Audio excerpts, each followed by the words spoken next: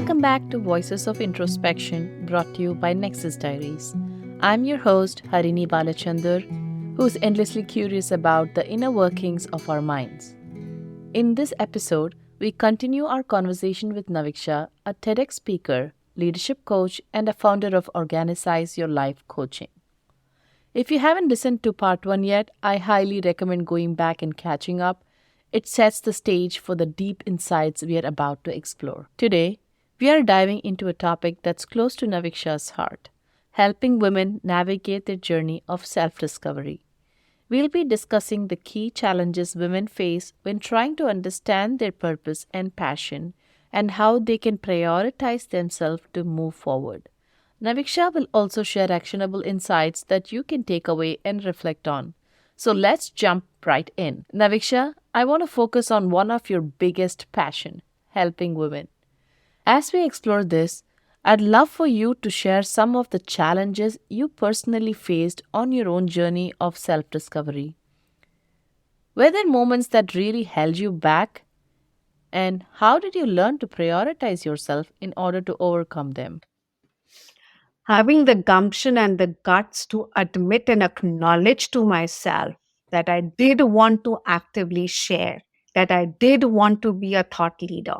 Because you know what? We're always conditioned by external forces, and somewhere and unknown to our own self, we imbibe that standard within ourselves too, that it's not your place to take center stage. It's not your place to be in the spotlight. Nobody's giving to you. Stop looking for it. Stop seeking it. Don't be an attention seeker.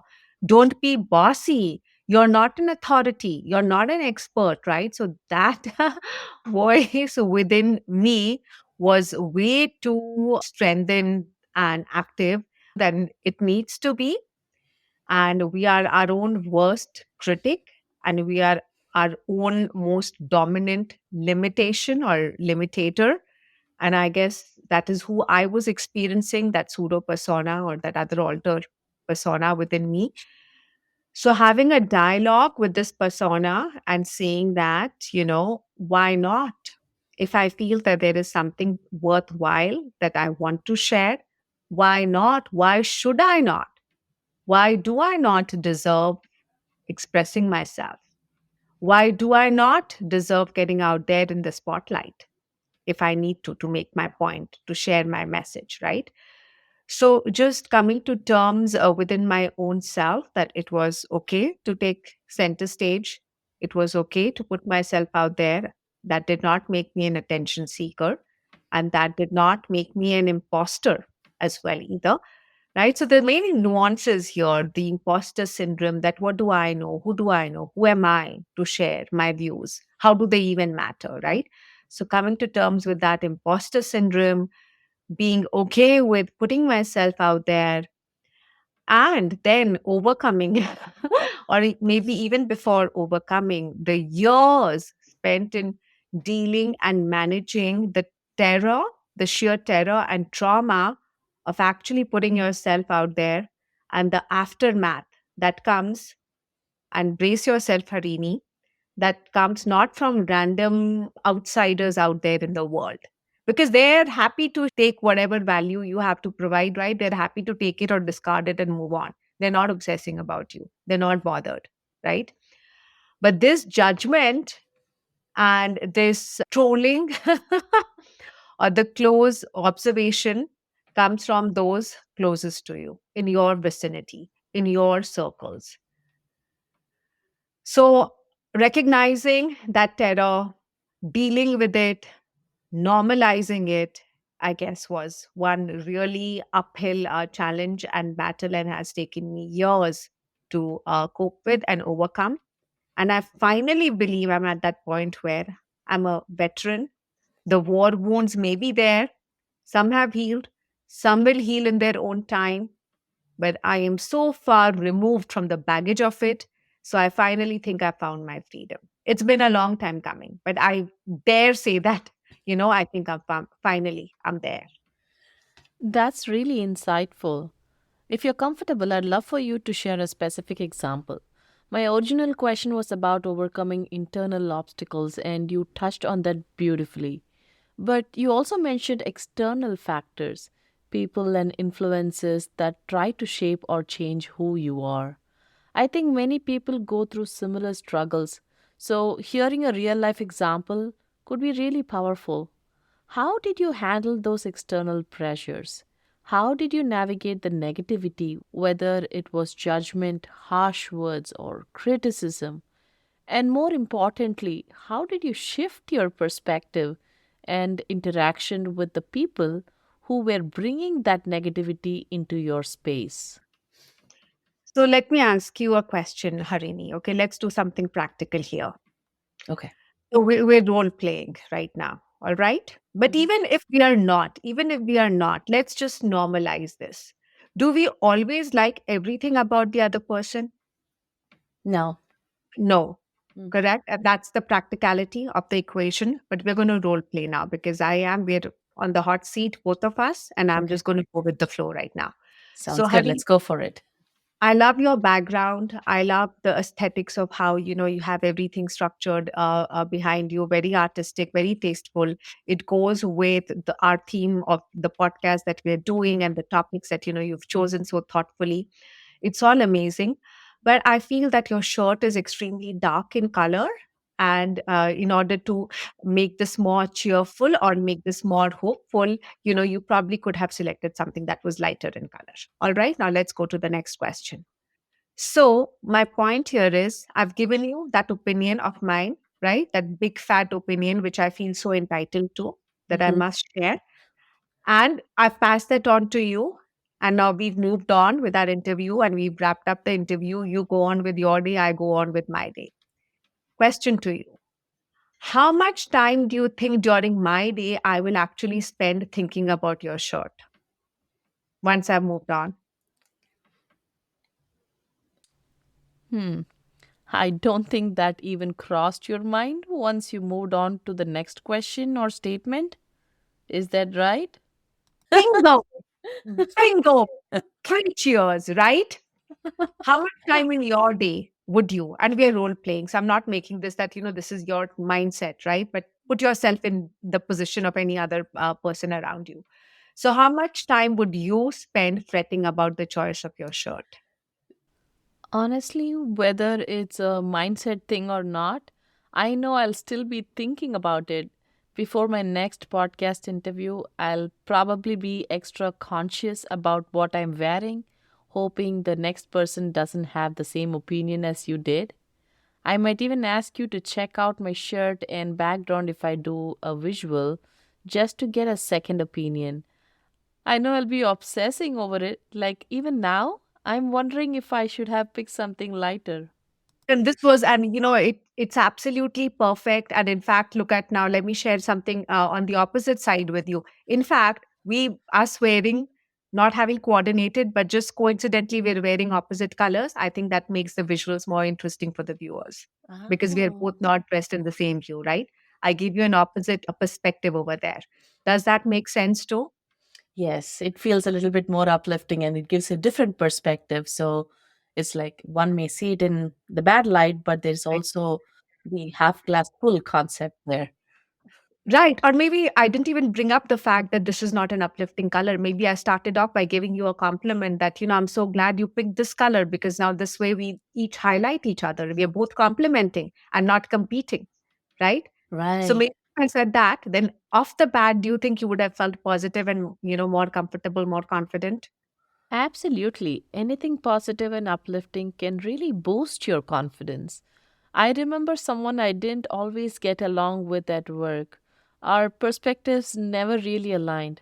But one day, as she was leaving the corporate world, I walked into her office just to say goodbye. And out of nowhere, she said, Harini, I feel like you could do so much more. I think you're being underutilized here. That moment stuck with me. Even though we never saw eye to eye, her words that I had more to offer have stayed with me for the past 10 years. It was such a brief interaction, but it left a lasting impact. They were not mindless, they were intentional, Mm. they were heartfelt, they were sincere. Mm-hmm. and you resonated, you picked up on that sincerity, Mm. correct? So the Yes. point I'm trying to make that any flippant temporary opinion is just that. It is so fleeting, whether positive or negative, and our human tendency and psychology is such that, the positives we take in our stride, or sometimes we even think that, we're not, our self-worth is not as blossomed or as healthy as it needs to be. So even we even discard that because we are so self-conscious taking on that compliment. So those don't register with us as much, but the slightest flicker or of something that might be criticism or not be a compliment, on the contrary, even, we take that to heart. Mm. We internalize it and we make it symbolic of who we are. That I am always like this. I need to change this about me, or this is who I am, right? Mm. Whereas it was just a transitory, passing, fleeting thought in the other person's mind. And to your point, in the next 30 seconds, literally, they've moved on, they've Mm. navigated. And you are now rooted and stuck with this self belief. Wow, that's so powerful. Correct? So I guess don't even remember what your question is, but I know the point that I want to make, that when I work with women, the first, area of exploration is just looking at our own mindset, understanding our own patterns and tendencies, and recognizing that an opinion, somebody's opinion, is just that. You are not bound to it, you are not fettered by it. There is no dictum, there's no indoctrination, you're not enslaved. So throw those shackles off, and just shedding and tossing that weight aside is, the first area of self growth that we focus on. Yes. Because look, Yes. look at this. Let me give you another practical example. If your vacuum cleaner is already filled with dust and dirt, does it have capacity to take on more? Mm. You need to clean it out. You need to toss out the Yes, we need baggage, to the clean it up. dust, that Yeah, correct? Right? correct. Mm-hmm. Thing with your closet, if it's Yes. already overflowing with clothes, can, can you add more? Can you organize them? So the same principles apply with our own mindset. If we have already a lot of unnecessary baggage there, stuff that needs to be cleansed out, patterns maybe inbuilt within our own self, our own tendencies, or those imbibed and taken on from our surroundings or our environment. So the first act of cleanup is just clearing out the baggage, the unnecessary, making space, learning new, healthy, growth oriented concepts, and then organizing everything. And So, would you say the same for somebody who is not being verbal about their negativity, but you sense that through judgments? Would you say pretty much the similar concept of what we just discussed? when people judge you, they're not saying it outright, but you're Yeah. feeling that judgment happen in Yeah. them. Yes. I think, yeah, there's many approaches here. If they are someone significant in your life or they are meaningful to you, you address it with them. If they're just trying to be pesky and throw their weight on you, define your boundaries. Mm. You may not need to have a heart to heart because they're not even relevant in your life, right? But if it's someone that has a more significant position or role, or if they have a relation that has to be honored, they're your superior at work or whatever it might be, right? Or an elderly relative, etc. So then you need to have a conversation and be open minded about it as well, right? And if it's just someone in passing who's trying to be mean or nasty, then you define that boundary. And if you need to be a cutter offer, you be that cutter offer and you move on. Mm. That makes so much sense, Naviksha. Those are some really powerful insights, and I truly appreciate the role play. It really helps build awareness and mindfulness in those moments when something like this happens. It actually reminds me of a conversation I had in a previous episode with Coach Herky. She introduced a concept called STOP, and it stands for Stop, Take a Moment, Observe, and Proceed. Your role play combined with her technique really made me pause and reflect, do I even need to react to this? It's such a simple yet powerful approach. Thank you for sharing this perspective. It's truly valuable. Thank you. And I cannot resist my compliments on your episode with Coach Herky, and compliments to both of you for the thoughtful questions and for the wonderful insights that she shared. Yeah, absolutely. She's such a pleasure to talk to. I have one more question for you about the importance of continuous growth, especially for women. Growth is a term we hear all the time, but what does it really mean? It's such a broad concept that gets thrown around a lot these days. So let's narrow it down to personal growth. From your perspective, what does personal growth truly mean?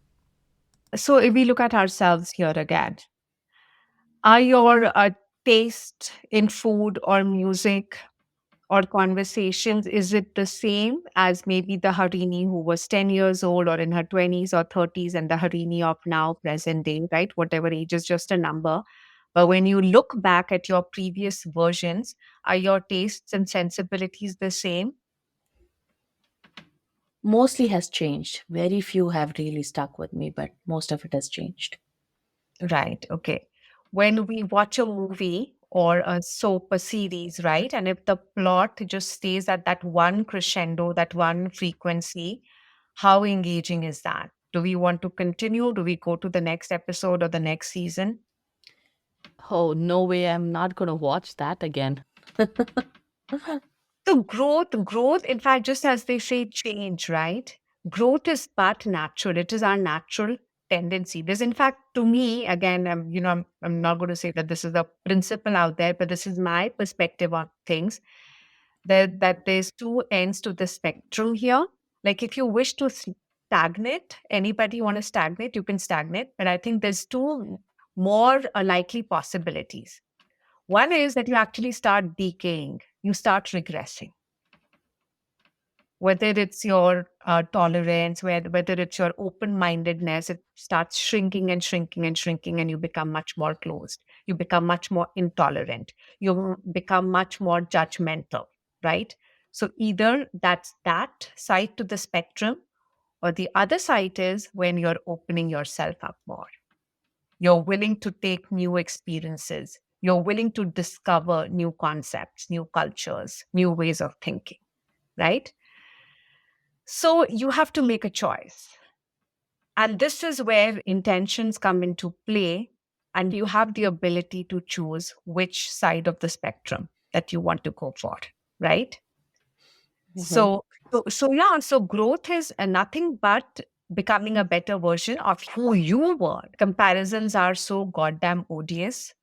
So it's not about setting somebody else as your bar that you aspire to be, but just looking at, how far you've come in your own inner journey. How much have you blossomed? Got it, got it. That's a great definition. Now, when it comes to women, especially those in traditional homemaker roles, their world tends to be very close knit. Their focus is often on their family, their spouse, kids, in laws, or parents. And for many, their sense of growth is reflected in the success of those around them. If their child is doing well in school, they feel they have succeeded as a mom. If their partner is cared for, they see themselves as great wife. Their growth is projected outward based on the well-being of their loved ones. For women in this space whose daily life revolves around nurturing others, what are your thoughts on personal growth? Do you see opportunities for them to grow within their role? Can helping others thrive also be considered a form of personal growth? I'd love to hear your perspective on that. Yeah, first of all, I think growth is not something that's extremely flashy. And growth to me is not synonymous to success or feathers in my cap, right? And I think this is again when misnomers and misconcepts and conditioning, societal conditioning comes into play. What we mistakenly assume to be the pinnacle is actually only another milestone or only another rung in the journey. And what I mean by that is that being successful in your career, chosen career, raising your kids and, providing for them and enabling them in every possible way, right? So that is not the pinnacle. Life doesn't end with that. This too is another stop. This too is another level of progress on your journey as a person and your experience, understanding, and your giving back to the world. We're not here just to simply take as well, right?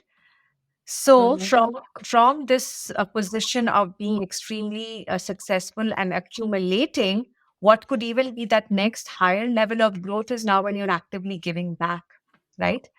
But coming to your point, so we assume this to be the pinnacle, that this is what life was all about, always, that I should have, you shall have a successful job, you shall have a beautiful house, you should have fancy cars parked in your garage, you will have textbook children who will be extreme achievers and, do well in all spheres, be it academics or athletics. This is not the pinnacle. This is yet another step. And your journey does not stop here. So, firstly, that understanding. And secondly, I love playing with real life analogies. We introduce our kids to new activities, new interests, new talents. Why? Why? I believe it's for exposure, for them to know what are the options out there. Mhm. And for them to grow, for them to be interesting, for them to be multifaceted, multi talented, right? Mhm. That's why we're doing it. Yeah. Mhm. Why not apply that back to ourselves as well? Why assume that this is the most interesting or most talented that I could ever get? Or why box yourself and put a cap on your own abilities and say that, what's the point? Since I've already aced, since I already have, pinnacled in my journey, what's the point? But then you haven't. You really haven't. Wow. So the point I'm making is that you will not stagnate for too long. You will either begin to regress. Mhm. You will either become a weaker version of who you are today. So make the choice. Is that the journey? Is that the direction you want to actively choose? Or do you want to go the other way, which will be a little uncomfortable because growth never comes easy. Learning is not comfortable. It's going to take you out of your comfort zone, but it'll make you so much richer and so much lighter. Yeah, that makes a lot of sense, Naviksha, especially when we look at growth as a continuous journey rather than just a destination, right? There's always more to learn. It's like a drop in the ocean compared to what's out there. I really appreciate these perspectives. I feel like I'm walking away with so much to reflect on and even apply in my own life. The real life examples you shared were incredibly helpful, and those role plays in particular were really eye opening. So, thank you again for such an insightful conversation. Before we start wrapping up, is there anything else you'd like to share with our audience? Maybe I'd just like to clarify that growth again is not something flashy, right? Or something that requires a lot of investment or is a structured activity unto itself, because then that can be quite intimidating. That I have to put in so much effort and time and be so organized and invest resources in growing. No, growth, in fact, the most richest and most fulfilling growth actually stems from self awareness. Self growth is, I feel, the highest level of growth. Yes, you can pursue your talents. Yes, you can go back to an older interest that you had and you never actively worked on it, or you let it off midstream at some point in life. So you can rekindle and reconnect with that interest. You can develop new interests and you can begin exploring them and take lessons or join support groups or participate in activities. You can do that. But then finding that connection with yourself, understanding where are your gaps, what are your shortcomings, what are your trigger points, developing that patience with yourself, having that deeper context and understanding of your own self. And the beauty of this understanding is that it does not cap with you. then, but naturally, you start extending that to your interpersonal relationships as well. You become more empathetic. You become less judgmental. Mhm. You are willing to be more patient. And that right there is growth. Um, So in order to grow, you don't necessarily have to look outside. In fact, just looking inside and taking stock of what's going on in there and organizing that and cleansing that a little better, right, helps us immensely on this journey of growth. Wonderful summary of the growth that we just discussed here, Naviksha. Thank you so much. That's a great way to wrap things up, and it definitely resonates with me. I'm sure our audience will find this conversation just as insightful. I really appreciate you taking the time to be here today, Naviksha. It's been such a great conversation, and I hope you enjoyed it as much as I did. Truly loved our conversation, Harini. Thank you so much for giving me the opportunity. And that shirt on you looks absolutely it's crisp. It goes in with your fits in with your role of podcast host. And I'm honored to have this opportunity today. And I am rooting and cheering for you, Harini. This is just another rung, and you have miles to go. Oh, thank you so much, Naviksha. I really appreciate that. And thanks for the compliment on my shirt. All right, mates. I'm going to sleep at peace today. Thank you. And that's a wrap for today's episode with amazing coach Naviksha. I hope you found her insights on self discovery and growth as impactful as I did. If you're looking to dive deeper into her work, make sure to visit her website at naviksha.com for more resources and coaching services. Thank you all for tuning in today. Don't forget to subscribe, leave a review, and share this episode with someone who might benefit from it.